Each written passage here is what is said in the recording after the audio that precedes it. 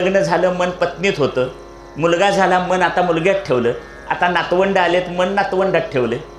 म्हणजे कुठं कुठं ठिकाणं काय झाली, बदलत गेली. मन कुठल्याच ठिकाणी स्थिर झालं नाही. मध्यंतरीच्या काळात एक आवडीचा दागिना केला, त्या दागिन्यात मन ठेवलं होतं, तो दागिना चोरीला गेला, आता मन कुठं ठेवायचं. म्हणजे संसारातल्या ज्या ज्या गोष्टीत मी मन ठेवतो त्या सगळ्या गोष्टी येणाऱ्या आणि जाणाऱ्या आहेत, चंचल आहेत, त्या अस्थिर आहेत. त्यामुळं अस्थिर असलेल्या संसारात कुठल्याही गोष्टीत मन ठेवलं तर ते कधी स्थिर होणार नाही. मग स्थिर कोण आहे? परमात्मा स्थिर आहे. भगवान दत्तात्रयांचे चरण स्थिर आहेत, पांडुरंग स्थिर आहे, म्हणून त्यांच्या पायाजवळ मन ठेवलं तर ते काय होईल? स्थिर होईल. आमच्याकडे वेदगंगा नदी आहे, इकडं दूधगंगा नदी, भोगावती नदी आहे. लांब कुठंतरी उगम पावतात, 100, 200, 300, 400 किलोमीटरचा प्रवास करतात. आम्ही बांधलेली धरणं जरा मनानं बाजूला काढा, 400-500 किलोमीटरपर्यंत ही नदी कुठंच थांबत नाही, पण शेवटी एका ठिकाणी थांबते. कुठं कुठं थांबते? समुद्राला मिळाली की थांबते. आता नदी समुद्राला मिळाली की दोन गोष्टी होतात. एक, नदी समुद्राला मिळाली की समुद्राच्या पलीकडे जात नाही, आणि एकदा समुद्रात मिसळली की आमची दूधगंगा वेदगंगा म्हणून बाजूला काढता येत नाही. तसं अगदी मन आहे. मन जोपर्यंत अस्थिर संसारातल्या विषयात असतं तोपर्यंत ते चंचलच राहतं, पण ते जेव्हा परमात्म्याजवळ परमात्म्याच्या पायाशी ठेवलं जातं तेव्हा ते तिथं काय होतं? स्थिर होतं, धावत नाही.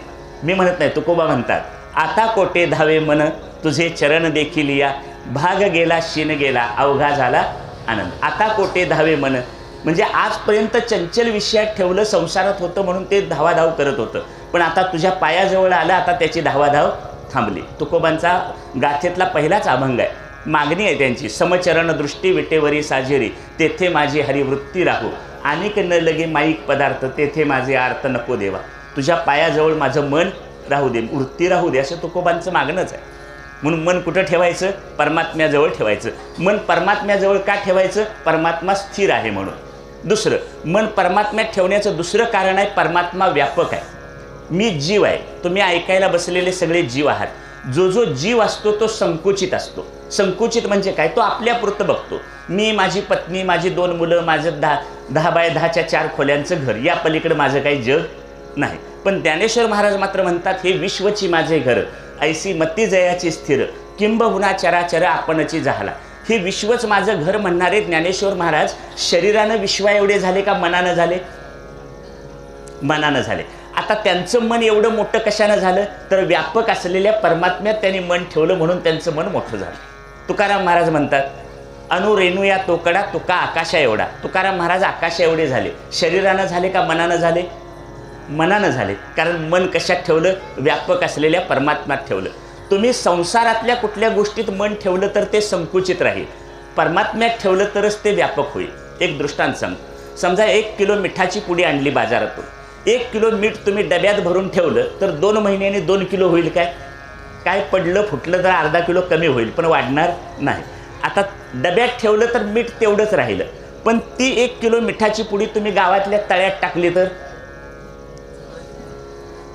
तळं जेवढं विस्तारलेलं आहे, म्हणजे तळ्याचं पाणी जेवढं पसरलंय तेवढा त्या मिठाचा काय होईल?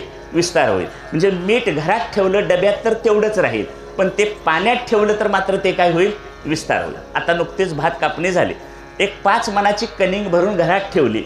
उंदीर लागला तर 2-4च राहतील मन शिल्लक, पण उंदीर नाही लागला तर 5 मन राहतील. 5 मणाचे काय 10 मन होणार नाहीत कणगीत ठेवल्यावर. पण काही दिवस कणगीत ठेवले आणि कालांतरानं जमिनीत पेरले तर 5चे 500 मन होतील. म्हणजे भात कणगीत ठेवले तर तेवढेच राहिले, पण ते जमिनीत पेरले तर त्याचा मात्र काय झाला? विस्तार झाला. तसं मन संसारात ठेवलं तर संकुचित राहतं, पण परमात्म्यात ठेवलं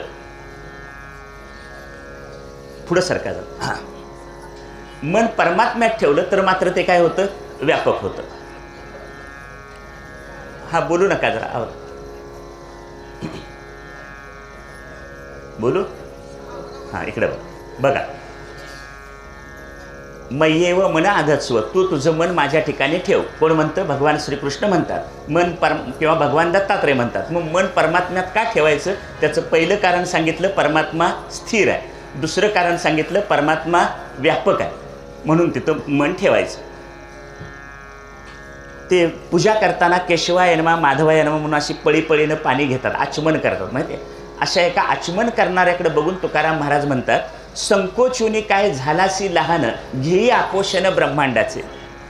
इतका संकुचित होऊन केशवाय नमा माधवाय नमः म्हणून पळीपळीनं थेंबथेंबभर पाणी कशाला घेतोस? सगळ्या ब्रह्मांडाचाच घोट घे.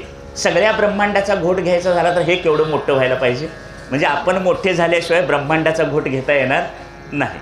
बरोबर, हे व्यापक आहे. तिसरं, परमात्मा निर्दोष आहे. भगवद्गीता सांगते निर्दोषम ही समम ब्रह्म. ब्रह्म निर्दोष आहे. किंवा आणखी एक ओवी आहे, झडझडोनी वहिला निघ, ये भक्तीची ये वाटे लाग, जिया पावसी अव्यंग निजधाम माझे. ब्रह्म कसा आहे? अव्यंग आहे, निर्दोष आहे, त्याच्यात कुठला दोष नाही.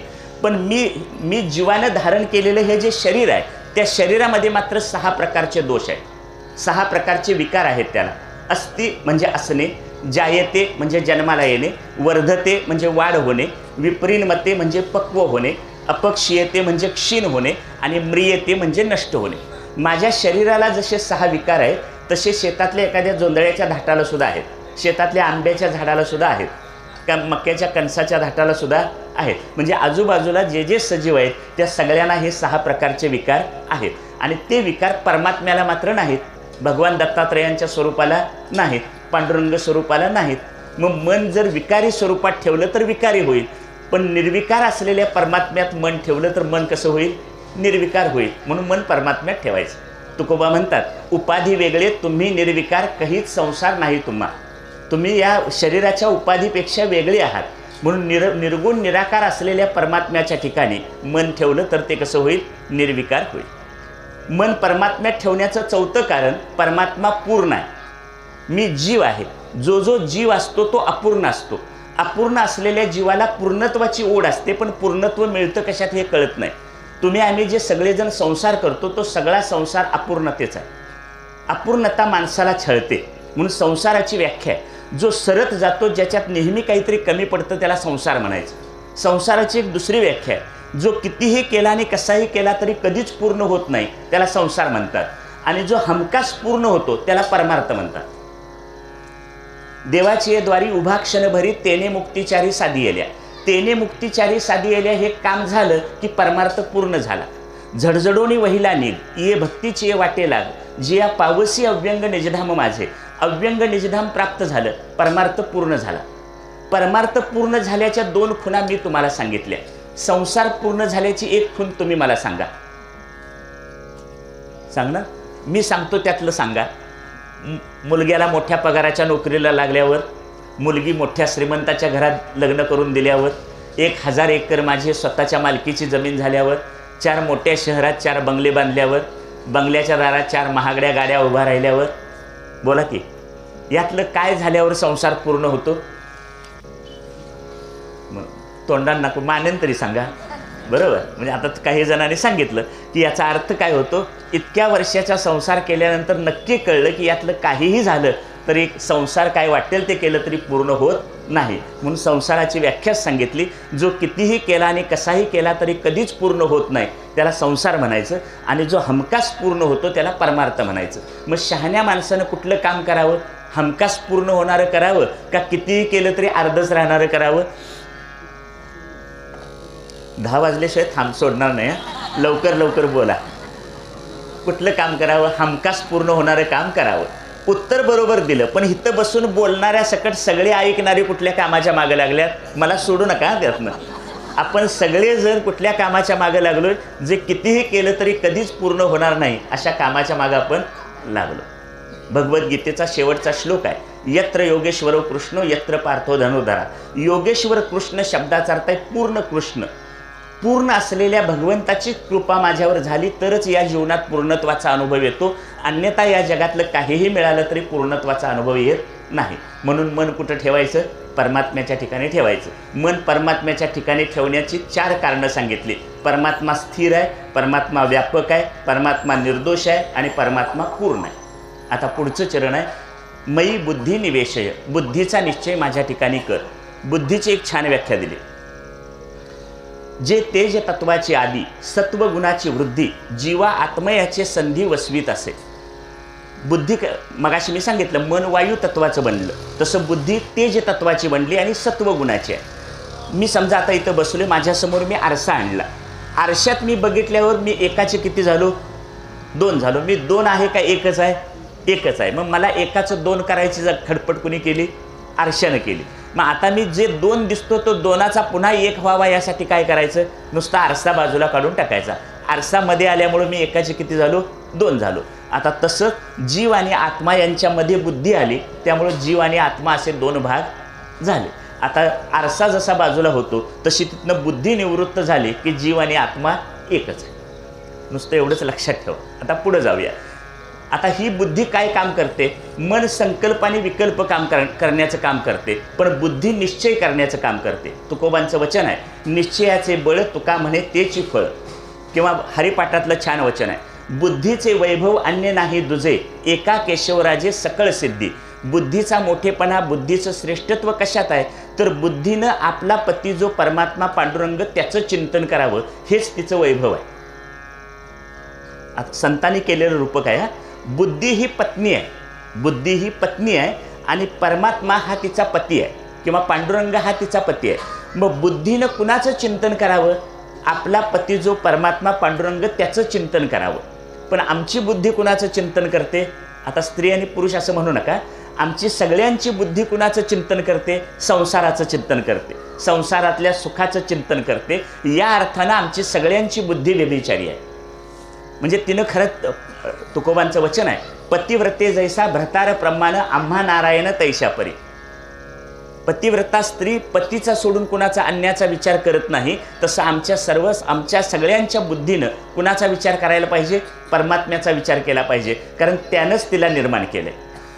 बुद्धीनं कुणाचं चिंतन करावं? परमात्म्याचं करावं. पण आमची बुद्धी कुणाचं चिंतन करते? संसाराचं चिंतन करते. शब्द, स्पर्श, रूप, रस, गंध या 5 विषयांचं चिंतन करते. या अर्थानं आमची सगळ्यांची बुद्धी कशी आहे? व्यभिचारी. पारमार्थिक अर्थानं, बाहेरच्या व्यावहारिक जगातला अर्थ मला काय ह्याच्याशी सांगायचं नाही. अमृतानुभवात एक वचन आहे ज्ञानदेवांचं, बुद्धी बोध्य सोके परी एवढी वस्तू चुके. म्हणजे काय? आमची सगळ्यांची बुद्धी संसारातल्या सुखाला सोकवलेली आहे. सोकवलेला शब्द फार चांगला नाही. आता आमच्या अलीकडची घरात लहान मुलं जी आहेत ती चायनीज गाडीवरचे पदार्थ खायला सोकवलेले आहेत. म्हणजे आईनं केलेली भाजी भाकरी त्यांना आवडत नाही. आता त्या लहान पोरांचं झालं, ते खायला सोकवलेले आहेत. आम्ही सगळेजण कशाला सोकवलो? संसारातल्या सुखाला. त्यामुळे आमच्या सगळ्यांची बुद्धी जेव्हा संसाराच्या सुखाला सोकवलेली असते तेव्हा ती परमात्म्यापासून काय होते? दूर जाते. तिला परमात्मा कळत नाही. ह्या बुद्धीचे 2 प्रकार पडतात. एक ढोबळ बुद्धी आहे आणि एक सूक्ष्म बुद्धी आहे. ढोबळ बुद्धी आणि सूक्ष्म बुद्धी. तुमची बुद्धी ढोबळ आहे किंवा तुमची बुद्धी सूक्ष्म आहे असं मी काय म्हटलेलं नाही. मी फक्त व्याख्या सांगतो. तुमची बुद्धी कुठली ते तुमची तुम्ही ओळखा. ढोबळ बुद्धी म्हणजे काय? ज्या बुद्धीला संसार कळतो आणि संसार आवडतो तिला ढोबळ बुद्धी म्हणायचं. आणि ज्या बुद्धीला परमात्मा कळतो आणि परमात्मा आवडतो त्याला सूक्ष्म बुद्धी म्हणायचं. माझी तरी ढोबळ आहे, तुमची कुठली? म्हणजे माझा अगोदर सोडवणूक करून घेतली. काय सांगितली? व्याख्या कळली? ज्या बुद्धीला संसार कळतो आणि संसारच आवडतो त्या बुद्धीला ढोबळ बुद्धी म्हणतात. ज्या बुद्धीला परमात्मा कळतो आणि परमात्मा आवडतो त्याला सूक्ष्म बुद्धी म्हणतात. माझं मी सांगितलं, मला अजून संसारच कळतो आणि संसारच आवडतो, दुसरं काही कळत नाही. म्हणजे माझी बुद्धी कुठली आहे? ढोबळ आहे. तुमची सगळ्यांची बुद्धी सूक्ष्म आहे. मग आता मला जर ढोबळ बुद्धीकडं सूक्ष्म बुद्धीकडे जायचं असलं तर काय करायचं? त्याच्यात सुद्धा काही उपाय आहेत. काय करावं? आपल्या वाट्याला आलेलं कर्म निष्काम कर्म करावं. जी भगवंताची उपासना करतो ती निष्काम उपासना करावी. श्री गुरूंची सेवा करावी. आपल्याला सद्गुरूंचा लाभ झाला असेल तर शक्य तितकी त्यांची सेवा करावी. काया वाचा मने सत्संग करावा. भगवंताचं नामचिंतन करावं. या सगळ्या कारणाने बुद्धी काय होते? सूक्ष्म होते. तुकाराम महाराज कोणती इयत्ता पास झाल्याचा उल्लेख त्यांच्या चरित्रात नाही. पहिली पास झाले, दुसरी पास झाले असा उल्लेख नाही. पण तुकाराम महाराजांच्या मुखातून जे 4,500-5 हजार अभंग बाहेर आले त्याचे अर्थ आता विद्यापीठातल्या विद्वानांना सुद्धा कळत नाहीत, PhD करणाऱ्यांना. मग एवढे शब्द ज्या शब्दाचा अर्थ शब्दकोशात त्यांना सापडत नाही असे शब्द तुकोबांच्या मुखातून बाहेर आले कसे? त्यांचंच एक प्रमाण आहे, न कळे ते कळो येईल उगले नामे या विठ्ठले एकाचिया. न भेटे तो भेटो येईल उगले नामे या विठ्ठले एकाचिया. न बोलो तो बोलो येईल उगले नामे या विठ्ठले एकाचिया. एका विठ्ठलाचं नाम चिंतन घेतल्याचा परिणाम काय झाला? जे बोलता येत नाही ते बोलता येऊ लागेल. जे भेटत नाही ते भेटता येईल. ज्याचं चिंतन करता येत नाही त्याचं चिंतन करता येईल. जे कळत नाही ते कळायला लागेल. कशामुळे झालं हे? न कळे ते कळू येईल उगले नामे या विठ्ठले एकाच्या. दत्त मंदिरात आहे त्यामुळे नामे या दत्तात्रय मनामध्ये म्हणजे झालं. दत्तात्रयांच्या नामचिंतन केल्यानं सुद्धा काय होईल, बुद्धी सूक्ष्म होईल. आणि अशी बुद्धी सूक्ष्म झाली की सूक्ष्म झालेल्या बुद्धीला काय होतो, परमात्मा कळतो. मग आता आमची बुद्धी जर ढोबळ असेल तर आमची जबाबदारी काय, बुद्धीला सूक्ष्म करायचं. आणि मग बुद्धीला सूक्ष्म करायसाठी हे मार्ग सांगितले. निष्काम कर्म करावं, निष्काम उपासना करावी, श्रीगुरूंची सेवा करावी आणि सगळ्यात महत्त्वाचं भगवंताचं अखंड नामचिंतन करावं, संसार करा, म्हणजे बुद्धी सूक्ष्म व्हायला मदत होते. आता ही जी ढोबळ बुद्धी आहे त्या ढोबळ बुद्धीत एक 2-3 प्रकार आहेत. बरोबर सांगतो. एक राक्षसी बुद्धी आहे, दुसरी आसुरी बुद्धी आहे आणि तिसरी मोहिनी बुद्धी आहे. तुमची अशी बुद्धी आहे असं मी कोणालाही म्हटलेलं नाही. मी फक्त व्याख्या सांगणार आहे, आपलं आपण ओळखायचं, कारण मला इथनं सुरक्षित जायचं आहे परत गावाकडं. पहिली बुद्धी आहे राक्षसी बुद्धी. राक्षसी बुद्धी म्हणजे काय, मी संपलो तरी चालेल पण ह्यासनी सप्पिल्याशिवाय सोडणार नाही. ह्याला कुठली बुद्धी म्हणायचं, राक्षसी. म्हणजे माझं काय वाटेल ते झालं तरी चालेल, मी संपलो तरी चालेल पण ह्याला सोडणार नाही. ह्याला राक्षसी बुद्धी म्हणतात. म्हणजे आपला नाश झाला तरी चालेल पण दुसऱ्याचा नाश करायचा, या बुद्धीला राक्षसी बुद्धी म्हणतात. रावणाने सीतेला पळवून नेलं, रामाने युद्ध करून त्याला सोडवून आणलं. सीतेला सोडवून आणलं पण रावणाचा वध झाला पण सगळ्या राक्षस कुळाचं नष्ट झालं. सगळं राक्षस कुळ रामाने काय केलं, मारून टाकलं. चूक कुणाची, रावणाची. म्हणजे रावण मारला गेलाच पण रावण मारल्याबरोबर सगळ्या राक्षस कुळाचा सुद्धा काय झाला, नाश झाला. कशामुळे झालं, चूक एकाची. म्हणजे त्यानं आपल्या स्वतःबरोबर इतरांचा सुद्धा काय केला, ऱ्हास करून टाकला. मंथुनी नवनीता तैसे गे अनंता वाया व्यर्थ कथा सांडी. मी 2री-3रीला असताना आम्हाला एक गोष्टीरूप इतिहास नावाचं पुस्तक होतं. त्यातली गोष्ट आहे. तुमच्या गावासारखंच एक गाव होतं. गावातले 2 शेजारी दोघं शेजारी असले तरी वेळ्या भोपळ्याचं वैर होतं. एकमेकाचं अजिबात पटत नव्हतं, एकमेकाचे वैरी होते. पण दोघं मिळून भगवान विष्णूंची, भगवान दत्तात्रयांची भक्ती करायची, उपासना करायची. भक्ती केली 12-15 वर्ष. 15 वर्षांनी भगवान विष्णू प्रसन्न झाले. त्यातल्या एकाच्या दारात गेले आणि म्हणाले, तुला काय पाहिजे ते माग. मागायचा पहिला मान तुझा, पण मी तुझ्याकडं झाल्यावर तुझा जो शेजारी आहे तोही माझा भक्त आहे, मी त्याच्याकडे जाणार आहे. तू पहिलं मागायचा मान तुला, पण अट आहे, तू जे मागशील त्याच्या दुप्पट मी त्याला देणार आहे. तू जे मागशील त्याच्या दुप्पट मी त्याला देणार. आता गोष्ट मी अलीकडच्या भाषेत आणतो. म्हणजे तू 1 घर मागितलंस तर त्याला किती घरं मिळणार, 2. तू 1 गाडी मागितलीस तर त्याला किती मिळणार, 2. तू 1 एकर रान मागितलंस तर त्याला किती मिळणार, 2. तो जरा राक्षसी बुद्धीचाच होता. तो म्हटला, देवा माझा एक डोळा जाऊ दे. ह्यानं ह्यातलं काय आता कळलं, तुम्हाला काय कळलं नाही वाटतं. काय म्हटला, माझा एक डोळा जाऊ दे, म्हणजे शेजाऱ्याचं किती जाऊ द्या. ह्याला राक्षसी बुद्धी म्हणायचं. कुठली, माझा एक डोळा गेला तरी चाललं पण त्याचं जाऊ दे, ह्याला राक्षसी बुद्धी म्हणतात. आता आपल्याला ज्या गावाला जायचं नाही त्याची काही चर्चा नको. पुढे दुसरा मुद्दा, आसुरी बुद्धी. आसुरी बुद्धी म्हणजे काय, ह्या राक्षसी बुद्धीचा म्हणतो माझं नुकसान झालं तरी चालेल पण दुसऱ्याचं केल्याशिवाय सोडणार नाही. आसुरी बुद्धी, असू शब्दाचा अर्थ आहे देहात शरीरात रमणारा.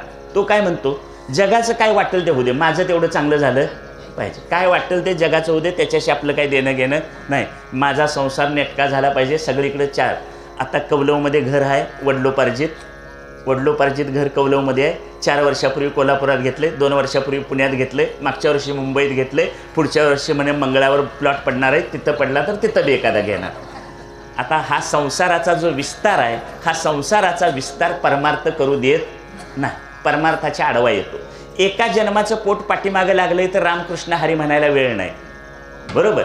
मग हे एवढं सगळ्या संसाराचा वाढ विस्तार करत बसलो तर रामकृष्ण हरी म्हणणार कधी. आपल्या नंतरच्या येणाऱ्या 5 पिढ्यांची सोय करणं ही आपली जबाबदारी नाही. त्यामुळं तुकोबा सांगतात, ज्ञानेश्वर महाराज सांगतात, देह निर्वाहापुरते अन्न आच्छादन, देह निर्वाहापुरते रहाटवे हातापायाते. आपला उदरनिर्वाह चालावा एवढे हातपाय हलवावेत, एवढे मिळवावं, ह्याच्यापेक्षा जास्त मिळवण्याच्या नादाला लागू नये. उरलेल्या वेळेत रामकृष्ण हरी म्हणा किंवा दिगंबरा श्रीपाद वल्लभ दिगंबरा म्हणा. जरा रामकृष्ण हरी दिगंबरा असल्या काही गोंधळात पडू नका. हे सगळे आतून एकमेकाला सामील आहेत. काय मला काय राजकारणातलं कुठलं सांगायचं नाही. राम म्हटलं, कृष्ण म्हटलं, हरी म्हटलं, दत्त म्हटलं, गणेश म्हटलं, ही नावं सगळी वेगवेगळी आहेत, पण ह्या सगळ्या देवांचं स्वरूप आतून एक आहे. म्हणून हे सगळे आतून एकमेकाला कसे आहेत, सामील आहेत असं म्हटलं. नाव वेगवेगळं घेतलं त्याचं काय फार महत्त्व नाही. काय विषय चालला? आसुरी बुद्धी. आसुरी बुद्धीच्या माणसाचा संसार वाढता राहतो, त्याला परमार्थ करता येत नाही. तिसरी मोहिनी बुद्धी आहे. मोहिनी बुद्धी म्हणजे काय? काही सांगितलं, किती सांगितलं काय कळत नाही. डॉक्टर साहेबांचे गुरु खंदारकर महाराज पंढरपुरात चातुर्मासात त्यांची प्रवचनं व्हायची. त्या प्रवचनाला व्यासपीठाच्या शेजारी एक 60-62 वर्षाचे गृहस्थ बसायचे आणि प्रवचन झालं की महाराजांना विचारायचे, महाराज आज तुम्ही काय सांगितलं? कधी 1 तासभर प्रवचन ऐकून झाल्यानंतर ते विचारायचे की महाराज आज तुम्ही काय सांगितलं? मग ते महाराजांना पुन्हा 10-20 मिनटं आणि त्याचा सारांश सांगायला लागायचा. असं 2-4 वेळा घडल्यानंतर खंदारकर महाराजांनी त्यांना सांगितलं, हे बघ, तुझ्यासाठी मला 2 वेळा बोलायला लागतं, तेव्हा तू असं कर, मी प्रवचनाला बसून प्रवचन सुरू करायच्या आधीच तू मला विचारत जा, महाराज आज तुम्ही काय सांगणार आहे, म्हणजे एकदाच माझं काम भागलं. आता असं का झालं? असं होण्याचं कारण एक तर महाराज इतक्या मंजूळ गोड आवाजात बोलायचे की त्याला झोप यायची, नाहीतर दुसरं महाराज इतकं शास्त्रशुद्ध बोलायचे की ते त्याला कळायचं नाही. परिणाम काय? जे काय तासाभरात सांगितले ते काय आत शिरायचं नाही. इथल्या कुठली बुद्धी म्हणतात? मोहिनी बुद्धी. भगवान श्रीकृष्णाने अर्जुनाला गीता सांगितली. अर्जुन युद्ध करायला तयार नव्हता, त्याला सगळी गीता सांगून युद्ध करायला तयार केलं. तो म्हणाला शेवटच्या अध्यायात, नष्टो मोहा स्मृती लब्धा, माझा मोह गेला, मोह नष्ट झाला, करिष्ये वचनम तव, आता तू जसं सांगितलंस त्याप्रमाणे मी युद्ध करायला तयार आहे. आता या दोघांचा संवाद, कृष्ण आणि अर्जुनाचा संवाद संजयानं ऐकला आणि तो धृतराष्ट्राला सांगितला. पण धृतराष्ट्र म्हणतो, हे मी न विचारलेलं तू मला कशाला सांगायला लागलास? मी तुला काय विचारलं? माझी पोरं युद्धाला गेल्या, त्यांचं काय झालं तेवढंच सांग. हे कर्मसन्यास योग, सांख्ययोग, पुरुषोत्तम योग हे काय मी तुला विचारलेलं नाही. ज्ञानेश्वर महाराज धृतराष्ट्राचं वर्णन करताना म्हणतात, पुत्र स्नेहे मोहितू, आपल्या मुलांच्या प्रेमानं वेडा झालेला धृतराष्ट्र फक्त मुलांच्या विजयाची बातमी ऐकायला बसलाय.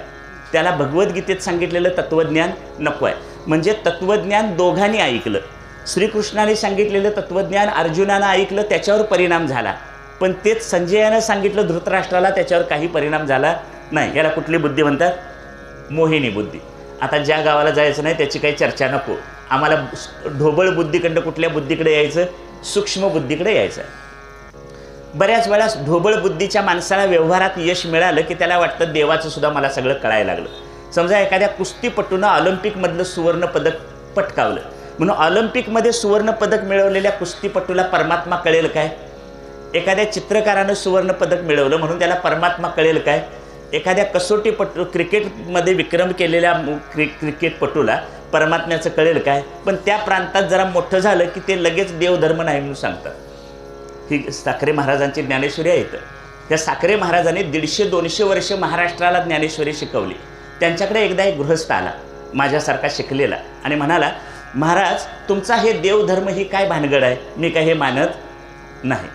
साखरे महाराजांनी दिलेलंच उत्तर सांगतो, एकही शब्द माझ्या पदरचा नाही. साखरे महाराज असं म्हणाले, हे बघ, देवधर्म ही काय भानगड नाही, कदाचित तू पृथ्वीवर जन्माला आलास ही भानगड असेल. अर्ध उत्तर. आता त्याच्या पुढचं उत्तर त्याने दिलं. ते म्हणाले, तू देव मानत नाहीस किंवा धर्म मानत नाहीस याबद्दल माझं काय म्हणणं नाही, कारण आमच्या गोट्यातले बैल गाय म्हशीसुद्धा देव मानत नाही. काय कळलं नाही तुम्हाला? साखरे महाराज म्हणाले, आमच्या गोट्यातले गाय म्हैस बैल हे सुद्धा देव मानत नाहीत, त्यामुळे त्यांची आणि तुझ्या बुद्धीत काय फार फरक नाही. परमात्मा कळायचा असेल तर बुद्धी सूक्ष्म व्हावी लागते. सूक्ष्म झालेल्या बुद्धीला परमात्मा कळतो आणि नामसाधनेनं, नामचिंतनानं, सद्गुरूंच्या सेवेनं बुद्धी काय होते? सूक्ष्म होते. बरोबर. आता सूक्ष्म बुद्धी कशानं होते ते सांगितलं. एक उदाहरण सांगतो. विज्ञान असं सांगतं की सुईच्या टोकावर कोट्यावधी अणू असतात. सुईच्या टोकावर कोट्यावधी अणू असतात. अणू शब्दाचा अर्थ पदार्थाच्या अतिशय सूक्ष्मातिसूक्ष्म कणाला अणू म्हणतात.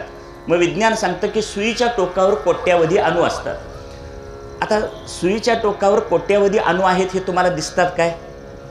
बोला की, दिसतात? नसतात काय? असतात. म्हणजे सुईच्या टोकावर कोट्यावधी अणू असतात, पण ते तुम्हाला दिसत नाहीत. का दिसत नाहीत? तर त्या अणूंना पाहण्याची आपल्या डोळ्यांची क्षमता नाही. ते सूक्ष्मदर्शक यंत्रातून बघावं लागतं तेव्हा दिसतं. म्हणजे सुईच्या टोकावर कोट्यावधी अणू आहेत, पण त्यांना पाहण्याची आपली क्षमता नाही, आपल्या डोळ्यांची ती पात्रता नाही, म्हणून ते दिसत नाहीत. बरोबर. तुकाराम महाराज म्हणतात, अणु रेणू या तोकडा तुका आकाशा एवढा. परमात्मा त्या अणुपेक्षा सूक्ष्म आहे. मग सुईच्या टोकावरचे अणु दिसत नाहीत, तर त्यापेक्षा सूक्ष्म असलेला परमात्मा या डोळ्याने दिसेल काय? दिसणार नाही. बरोबर. भर दुपारचा माध्यानीचा सूर्य तुमच्या माझ्यासारख्या लाखो लोकांना दिसतो. पण या पृथ्वीवर सृष्टीत एक पक्षी आहे, तो म्हणतो की या जगात सूर्य नाहीच. त्याचं नाव आहे दिवाभीत. दिवाभीत म्हणजे दिवसाला घाबरणार. नाव घेऊन म्हणतात. तुम्हाला कोणाला माहिती आहे? घुबड.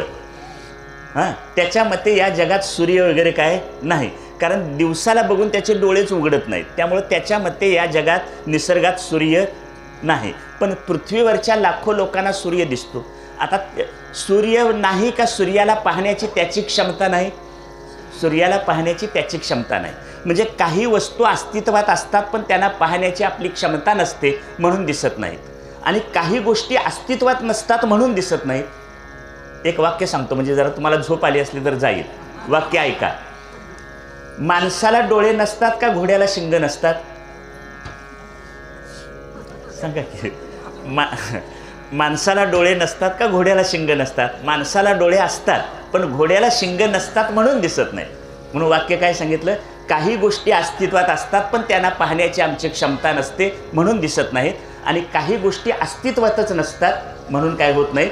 दिसत नाही. बरोबर. मग परमात्मा कळायचा असेल तर बुद्धी काय झाली पाहिजे? सूक्ष्म झाली पाहिजे. इकडच्या बाजूला प्रश्न. समजा एक शर्टचं बटन तुटलं, तर बटन तुटल्यानंतर बटन लावायला दोन गोष्टी लागतात. एक दोरा लागतो आणि एक सुई लागते. रेळातून दोरा तोडला, एका हातात सुई आहे. पहिलं काम काय? चुकलं. पहिलं काम दोरा तोंडात घालायचा. बरोबर का चूक? हे मी माझ्या आईकडे बघितले म्हणून सांगितलं ना. रेळातून दोरा तोडला की पहिल्यांदा तो कुठं? तोंडात घालायचा. तोंडात थोडासा तो भिजतो. भिजला की दुसऱ्या सुई धरलेल्या हातानं त्याला थोडा पीळ द्यायचा आणि मग त्या लहानशा सुईच्या छिद्रात तो दोरा ओवता येतो. सुईच्या सूक्ष्म छिद्रात दोरा ओवायचा असेल तर त्याला सुद्धा टोक काढावं लागतं. टोकदार झाल्याशिवाय सुईच्या छिद्रात दोरा ओवता येत नाही. परमात्मा त्याहीपेक्षा सूक्ष्म आहे. परमात्म्यात घुसायचं असेल तर बुद्धीसुद्धा कशी झाली पाहिजे? टोकदार झाली पाहिजे. अशी बुद्धी टोकदार झाल्याशिवाय त्याच्यात प्रवेश होत नाही. इकडली बरीच मंडळी आहेत, वैरणीला जातात. सकाळी वैरणीला जाताना खुरपं घेऊन बाहेर पडलं की पहिलं काम काय? दारातल्या जरा दगडावर काय करायचं? घासायचं. आता दारात दगडावर जरा चोळलं की त्याला चांगली धार येते, वैरण चांगली कापली जाते. 6 महिने खुरप्याला तसं काही नाही केलं आणि नाही वापरलं तर काय होईल? गंज चढणार, धार जाणार. मग आता ह्या धडावर हे जे खुरपं आहे हे नाही वापरलं तर हे सुद्धा काय केलं पाहिजे? वापरलं पाहिजे. याला धार आली पाहिजे. त्याला धार यायची असली कीर्तन प्रवचन ऐकलं पाहिजे, ज्ञानेश्वरीचं पारायण केलं पाहिजे, गाथेचं चिंतन केलं पाहिजे, नामसाधना केली पाहिजे. मग त्या बुद्धीला सुद्धा काय होते? धार येते. आणि अशी धारदार सूक्ष्म झालेली बुद्धी परमात्म्याचा वेध घेऊ शकते. त्यासाठी बुद्धी सूक्ष्म व्हावी लागते. आणि काही सोपा दृष्टांत आहे. समजा एक 4 कोयते तयार करायचे आहेत. कोयता तयार करायचं काम कुणाचं? लोहाराचं. आणि एक कोल्हापुरी साज करायचं आहे, ते काम कुणाचं? सोनाराचं. सोनाराची हातोडी असते, सोनाराची आयरन असते, सोनाराचा भाता असतो. लोहाराची आयरन असते, लोहाराची हातोडी असते, लोहाराचा भाता असतो. दोन्हीकडं समान आहे. फक्त एकीकडचं सोनाराचं काम जरा कलाकुसरीचं आणि नाजूक असतं. त्यामुळे त्याची हातोडी नाजूक असते, आयरन नाजूक असते, सोनं हा धातूसुद्धा नाजूक असतो. आणि इकडचं सुद्धा जरा ओबडधोबड असतं. दोघांची कामं बदलली तर लोहाराला सांगितलं तू कोल्हापुरी साज कर आणि सोनाराला सांगितलं तुझी हत्यारं वापरून तू 4 कोयतं तयार कर. करता येईल काय? नाही करता येणार. हरिपाठात एक वचन आहे, अद्वैत कुसरी विरळा जाणे. ही जी अद्वैताची सूक्ष्म कलाकुसर आहे, ती सूक्ष्माचं काम हे सोनाराचंच काम आहे. आणि ओबडधोबड काम हे कुणाचं आहे? लोहाराचं. लोहाराचं काम हे ढोबळ बुद्धीचं आहे आणि सोनाराचं काम हे सूक्ष्म बुद्धीचं आहे. म्हणून काय सांगितलं? आपलं मुख्य विषय मन परमात्म्याच्या मय्येव मना अधत्स्व. तू तुझं मन माझ्या ठिकाणी ठेव. मयी बुद्धी निवेशय. बुद्धीचा निश्चय माझ्या ठिकाणी कर. म्हणजे मन परमात्म्याच्या ठिकाणी आणून ठेवायचं, बुद्धी परमात्म्याच्या ठिकाणी आणून ठेवायची. एवढी 2 कामं झाली की पुढचं एक काम असं घडतं. मन बुद्धीचा एक सोबती पाठीमागं राहिलेला आहे, चोर. त्याचं नाव आहे अहंकार. तो आपोआप तिथं येतो. मन आणि बुद्धी दोघं तिथं गेले की तो आपोआप येतो, असं माझं म्हणणं नाही. ज्ञानदेव सांगतात, उचलले या प्राणासरशी इंद्रिय रिगती जैसी तैसा मनोबुद्धीपाशी अहंकारू ये. हे मरणासन्न माणसाचं वर्णन केलं. म्हणजे शेवटच्या क्षणी एखाद्याचा प्राण जात असतो तेव्हा काय घडतं, एखाद्याच्या शरीरातून प्राण जाऊ लागला की प्राणाबरोबर या शरीरातली ज्ञानेंद्रिय आणि कर्मेंद्रिय बाहेर पडतात. म्हणजे एखादे आमदार खासदार आले की त्यांच्या कार्यकर्त्यांचं टोळकं त्यांच्या पाठोपाठ येतं, मंत्री आले की त्यांचा सगळा लवाजमा त्यांच्या पाठोपाठ येतो. तसं या शरीरातनं प्राण जाऊ लागला की कान, नाक, डोळे, जीभ, त्वचा किंवा हात, पाय हे जे कर्मेंद्रिय, 5 कर्मेंद्रिय आणि 5 ज्ञानेंद्रिय ही सगळी त्यांच्याबरोबर प्राणाबरोबर जातात. का जातात, तर प्राणाशिवाय ती शरीरात राहूच शकत नाही. प्राणामुळे त्यांना अस्तित्व आहे. प्राण शरीरातनं निघाला की हे सगळे जातात. त्यामुळे शेवटच्या क्षणी पाहुणे बघायला आले की दादा ओळखलंच काय, काका ओळखलंच काय, ओळखत नाही. न ओळखण्याचं कारण काय, प्राण शरीरातनं निघायला लागला. उचलले या प्राणासरशी इंद्रिय रिगती जैशी. जेव्हा शरीरातनं प्राण जाऊ लागतो तेव्हा सगळी इंद्रिय त्यांच्याबरोबर जातात. तसं मन आणि बुद्धी परमात्म्याजवळ ठेवली की अहंकार सुद्धा आपोआप तिथं येतो. खरं तर सगळे संत सांगतात अहंकार काढून टाकावा. ज्ञानदेवांचं वचन आहे, हा विचारूनी अहंकारू सांडिजे मग असतीच वस्तू होईजे, आपली स्वस्ती सहजे आपण केली. ज्ञानदेव म्हणतात विचारपूर्वक अहंकार काढून टाका. अहंकार काढून टाकणं एवढं सोपं नाही. ही एवढी सोपी गोष्ट नाही. मला खोकला झाला, मी खोकल्याचं औषध आणलं, औषध संपल्यावर बाटली टाकून दिली, तसा अहंकार काढून टाकता येईल काय? औषधाची बाटली रिकामी झाली म्हणून टाकता आली, तसा अहंकार टाकता येत नाही. भल्या भल्यांचा अहंकार जात नाही, तसा आपला कुठला जाणार? संसारात तर अहंकार मोठा असतो. मी आता इकडं सौ कौलवकर हजर नाहीत म्हणून सांगतो. मी आता इकडं प्रवचनाला आलो, येण्यापूर्वी म्हटलं जरा चहा करून द्या, कौलवला कार्यक्रमाला जायचं आहे. काय बोलले ते सांगतो. पहाटे 5 वाजल्यापासून रात्री 10 वाजेपर्यंत घरात राबतोय म्हणून गावोगावी जाऊन लोकांना ज्ञानाच्या गोष्टी सांगतात. असं ऐकून आलो येताना. आता पहाटे 5 वाजल्यापासून रात्री 10पर्यंत घरात राबतोय म्हणून तुम्ही गावोगावी जाऊन लोकांना ज्ञानाच्या गोष्टी. मी काही कच्च्या गुरुचा चेला नाही. मी सांगितलं महिनाभर काम करून पैसे तुझ्या हातात आणून देतोय म्हणून तुझ्या या उड्या चालल्या. असं झालं. तिला वाटतंय माझ्यामुळे ह्याचा प्रपंच चाललाय, मला वाटतं माझ्यामुळे ह्याचा प्रपंच चाललाय. पण आम्हाला दोघांना कळत नाही त्यांच्या कृपेवर आमच्या संसाराची गाडी चालली आहे. एवढं कळलं तर हा अहंकार राहणार नाही. हा संसार फक्त हा संसारात सगळ्यांचे आहेच अहंकार, पण परमार्थात सुद्धा असतो. गारगोटी निप्पाणी रोडवरच्या गावात एका अमृत महोत्सवी सप्ताह होता, हरिनाम सप्ताह. अमृत महोत्सव म्हणजे 75 वर्ष. ज्या संयोजकांनी मला प्रवचनाला सांगितलं ते प्रवचन केलं. त्यानंतर मला ते चहाला घरी घेऊन गेले. 5-10 मिनिटात चहा देता देता मला ते म्हणाले, महाराज तुम्हाला म्हणून सांगतो, आमच्या गावच्या सप्त्यातनं मी जर अंग काढलं तर गावात सप्ताह होणार नाही. काय कळलं? 75वा अमृत महोत्सवी सप्ताह आणि असं म्हणणार आहे 40 वर्षाचा. म्हणजे ह्याच्या जन्माच्या अगोदर सप्ताह चालू झाला आहे आणि ह्याच्या जाण्यानंतर सप्ताह चालू राहणार. पण त्याला काय वाटतंय, मी जर आमच्या गावच्या सप्त्यातनं अंग काढलं तर गावात सप्ताह होणार नाही. असा हा बलवत्तर अहंकार आहे. आणि सगळ्या ज्या गावात हरिनाम सप्ताह होता तिथं सगळी एक प्रार्थना असते हरिपाठ झाल्यानंतर, अहंकाराचा वारा न लागो राजसा, माझी या विष्णुदासा भाविकासी. आता गावाचं नाव विचारू नका, तुमच्याच तालुक्यातल्या एका गावातलं उदाहरण आहे. तिथं मी एकदाच प्रवचनाला गेलो. नंतर असं कळलं की त्या एका सप्त्याचे 3 सप्ते झाले. एका सप्त्याचे गावातले किती सप्ते झाले? 3 सप्ते होण्याचं कारण काय? आमच्या जिल्हा परिषद सदस्याचं नाव पत्रिकेत नाही म्हणून. मग 3 ठिकाणी हरिपाठ, 3 ठिकाणी गाथा भजन, 3 ठिकाणी ज्ञानेश्वरी पारायण आणि 3 ठिकाणी प्रार्थना, अहंकाराचा वारा न लागो राजसा, माझी या विष्णुदासा भाविकासी. अहंकार काढून टाकणं फार अवघड आहे. म्हणून ज्ञानेश्वर महाराज म्हणतात काढून टाकता येत नाही ना, मग ठेवा. कुठं ठेवायचा? मन परमात्म्याच्या ठिकाणी ठेवा, बुद्धी परमात्म्याच्या ठिकाणी ठेवा, अहंकारसुद्धा परमात्म्याच्या ठिकाणी ठेवा आणि म्हणा अहम ब्रह्मास्मी, तो परमात्मा मी आहे. म्हणजे अहंकारसुद्धा योग्य ठिकाणी ठेवायचा. आणि एवढं घडलं तर त्याच्याशी एकरूपता होऊन जाते. निवसिष्यसी मय्येव, म्हणजे तू मला येऊन मिळशील. आणि ही प्रक्रिया कशी आहे? दत्तात्रयांच्या आरतीत सांगितलं आहे तशी. मी तूपणाची झाली बोळवण, एका जनार्दनी श्रीदत्त ध्यान. मी तूपणाची झाली बोळवण. बोळवण करणे, पाहुण्यांची बोळवण केली. म्हणजे काय केलं? गाडीत बसून हाय टाटा बाय बाय करून आलो, पाहुण्याला घालवला. तसं हिथं कुणाला घालवलं? मी तूपणाची झाली बोळवण. तू देव आणि मी भक्त असा 2पणा निघून गेला. तू देव आणि मी भक्त असा 2पणा राहिला नाही. अभेद झाला, अद्वैताचा अनुभव आला, दोघांचं ऐक्य झालं आणि त्या ऐक्य रूपात म्हणजे अनुभव आला आनंदाचे डोही, आनंद तरंग. बरोबर. आता असा अनुभव येतो आणि असा अनुभव येण्यातच खरं सार्थक आहे जीवनाचं.